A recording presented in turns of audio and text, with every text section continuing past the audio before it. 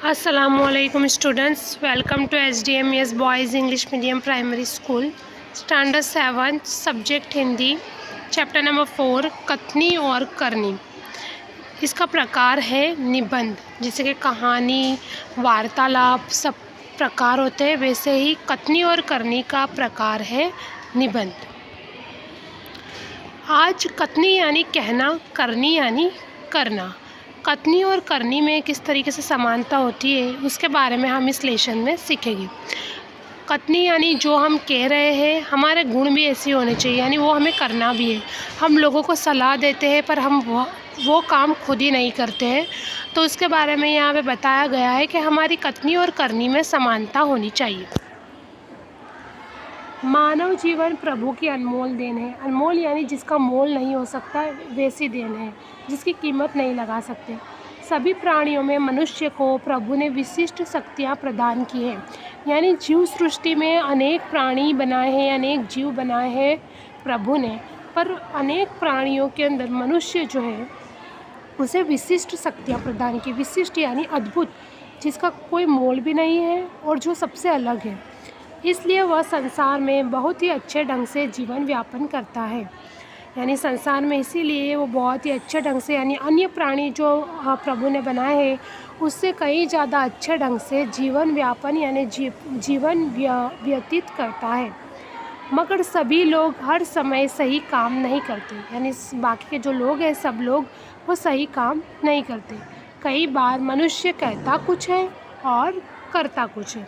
यानी यहाँ पे यही बात बताई गई कि कथनी और करनी में समानता नहीं होती है। मनुष्य कहता कुछ है और करता कुछ है। कई मनुष्य की कथनी और करनी में अंतर देखने को मिलता है। यानी कई मनुष्य हैं जिनकी कथनी और करनी में अंतर देखने मिलता है। अंतर का मतलब होता है कि बहुत ज़्यादा भिन्नता देखने मिलती है, यानी अंतर यानी भेद, फ़र्क देखने मिलता है। इस बात को प्रस्तुत निबंध में उजागर किया है। उजागर करना यानी बताया गया है कि किस तरीके से मनुष्य कहता कुछ है और करता कुछ है, और कितनी भिन्नता होती है उसके कहने में और करने में। जैसे कि हम लोगों को सलाह दे रहे हैं कि झूठ नहीं बोलना है, पर हम खुद ही झूठ बोल रहे हैं। ठीक है, हम लोगों को बड़ी बड़ी सलाह देते हैं, बड़ी बड़ी बातें करते हैं, पर हमारे जीवन में वह चीज़ हम नहीं अपनाते हैं, तो वो एक गलत चीज़ है। कथनी और करनी समान होनी चाहिए, यानी जो हम कहते हैं वो पहले हमें खुद करना है, फिर दूसरों को सलाह देनी है। ठीक है, तो यहाँ पे वही बात बताई गई है कि दूसरों को अच्छी बातें सिखाना बहुत आसान है, परंतु खुद उन बातों को अपनाना बहुत मुश्किल है। दूसरों को धूम्रपान करने की सीख देने वाले प्रायः स्वयं धूम्रपान करते हैं। दूसरों को कतार में खड़ा रहने की शिक्षा देने वाले स्वयं कतार में नहीं खड़े रहते हैं। अपने बच्चों को सच बोलने का उपदेश देने वाले स्वयं झूठ बोलते हैं। इस पाठ में कथनी और करनी का अंतर बताने वाले कुछ उदाहरण दिए गए हैं, सो अब हम उन उदाहरणों को पढ़ेंगे।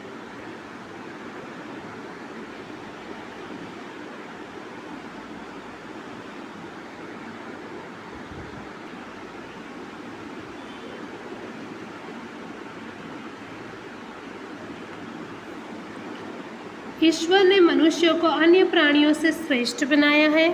श्रेष्ठ यानी उत्तम। कई गुणों से उसे संवारा है, यानी कई गुण दिए उसे सच बोलना सिखाया, उसे चलना सिखाया, उसे बोलना सिखाया, किसके साथ किस तरीके से व्यवहार करना, छोटों से मोहब्बत करना, बड़ों का आदर करना।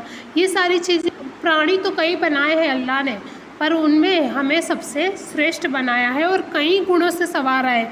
कुछ लोग जो होते हैं वो गुस्से वाले होते हैं, कोई प्यार मोहब्बत करने वाले होते हैं, कोई उदार होते हैं, कोई सब्र करने वाले होते हैं, यानी कई गुणों से हमें संवारा है, यानी सजाया है। इसका उसे अभिमान भी होता है, यानी इस बात का इंसान को अभिमान यानी घमंड भी है। परंतु स्वयं को गुणों की खान समझने वाला व्यक्ति कई बार ऐसे कार्य करता है जिन्हें वह गलत बताता है। यानी कई बार ऐसा हो जाता है कि जो व्यक्ति को पता है कि झूठ बोलना गलत है, फिर भी वो खुद वो काम कर रहा है। हमें पता है कि रास्ते पे हमें कचरा नहीं डालना चाहिए, कचरा हमेशा डस्टबिन में ही डालना चाहिए, फिर भी अब लोग कचरा इधर उधर फेंकते हैं, यानी ऐसे कार्य करता है जिन्हें वह खुद गलत बताता है। उसको खुद को पता है गलत है, दूसरों को सलाह देता है गलत है, फिर भी वो खुद वो काम करता है। कथनी और करनी में अंतर के ऐसे कई उदाहरण रोज़ देखने में आते हैं, यानी कथनी और करनी में जो फ़र्क है ऐसे कई उदाहरण हमें रोज़ देखने को मिलते हैं। अब यहाँ पे एक है गुणों की खान। गुणों की खान का मतलब क्या होता है? उसका मतलब होता है बहुत गुणी। उसका मुहावरे का अर्थ है बहुत गुणी। अब इसे वाक्य में प्रयोग करना हो तो हम बोल सकते हैं आप तो सचमुच गुणों की खान हो। ठीक है, नेक्स्ट वन देखो, यहाँ पे ये फ़ोटो के अंदर क्या लिखा हुआ है? यहाँ पे फ़ोटो में लिखा हुआ है कि फूल तोड़ना मना है, पर हमें यहाँ क्या दिख रहा है? ये लिखा हुआ है, उसके बाद भी ये व्यक्ति जो है वो फूल तोड़ रहा है। दिख रहा है हमें, फूल तोड़ रहा है। तो बस्ती के बीच सरकार ने पार्क बनाने की जगह छोड़ रखी थी, यानी बस्ती के बीच यानी बहुत सारे लोग रहते थे, नगर के बीच में सरकार ने पार्क बनाने की जगह छोड़ रखी थी। बरसात के मौसम में मोहल्ले के एक सज्जन को उसमें फूल के पौधे लगाने की सूझी। अब एक व्यक्ति को क्या सूझा कि चलो पार्क की जगह छोड़ रखी है सरकार ने, वो तो ऐसी पड़ी है। तो सज्जन को यानी एक व्यक्ति जो भला आदमी था उसे क्या सूझा? फूलों के पौधे लगाने की सूझी। बात तो अच्छी थी, वे कहीं से पौधे ले आए, कतार से उन्हें रोपा, कतार से यानी लाइन में उन्हें रोपा, देखभाल भी की, पौधे बड़े हो गए। कुछ दिनों बाद फूल खिलने लगे, पार्क अच्छा लगने लगा। मोहल्ले के लोग सुबह शाम पार्क में टहलने लगे। सुबह शाम वहाँ पार्क में जो है वो टहलने लगे वहाँ के लोग। अब क्या होता है देखो, यहाँ पे मैंने आपको फ़ोटो में दिखा दिया है कि जो सज्जन व्यक्ति है वो ये फूल खुद ही तोड़ रहे हैं। यहाँ पे लिखा है फूल तोड़ना मना है, फिर भी अब आगे क्या होता है?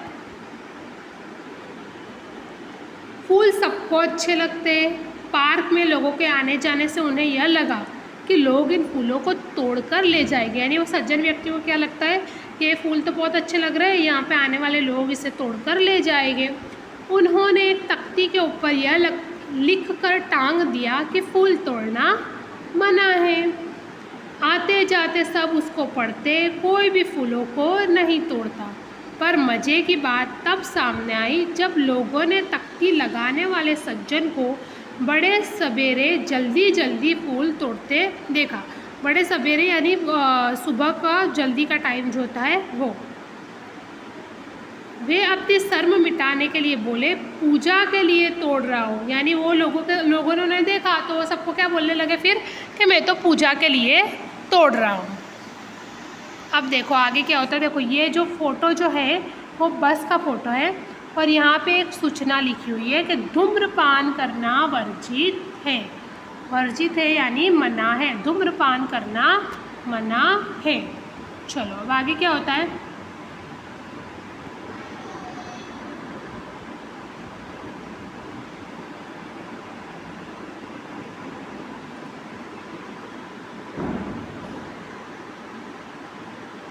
बसों में लिखा होता है धूम्रपान करना निषेध है।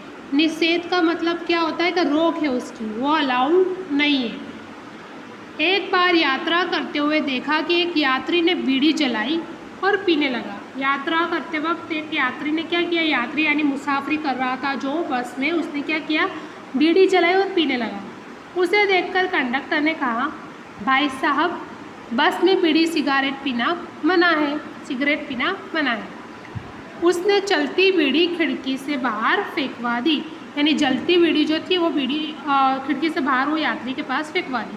अब क्या होता है, थोड़ी देर बाद कंडक्टर ड्राइवर के केबिन में जाकर बैठा। अब जो कंडक्टर था वो ड्राइवर की केबिन में जाकर बैठा, सिगरेट जलाई और दोनों पीने लगे। कंडक्टर और ड्राइवर दोनों पीने लगे। एक दूसरे यात्री ने यह देखा तो लिखे हुए वाक्य की तरफ इशारा करते हुए कंडक्टर से कहने लगा भाई साहब बस में सिगरेट पीना मना है।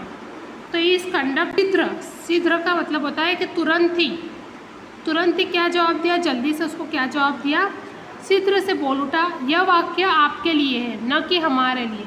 देखो क्या बोलता है, खुद ही लगाते हैं वहाँ पे कि यहाँ पे बीड़ी पीना मना है, और खुद ही क्या बोल रहे हैं कि ये वाक़या आप यात्रियों के लिए, हमारे लिए नहीं है। जबकि जो अगर वो मना है वो चीज़, तो हर जगह ही मना होनी चाहिए और सबके लिए रूल एक जैसे होने चाहिए, सबके लिए नियम एक जैसे होना चाहिए, ना कि किसी को लागू पड़े और किसी को लागू पड़े, ये नहीं होना चाहिए। इसमें कथनी और करनी का जो भेद दिखाने वाले हमारे इस पार्ट में ऐसे 4 उदाहरण दिए हुए हैं कि किस तरह कथनी और करनी में फ़र्क है। 2 हम देख चुके हैं, बाकी के 2 हम नेक्स्ट वीडियो में देखेंगे। Thank you for watching. अल्लाह हाफिज़।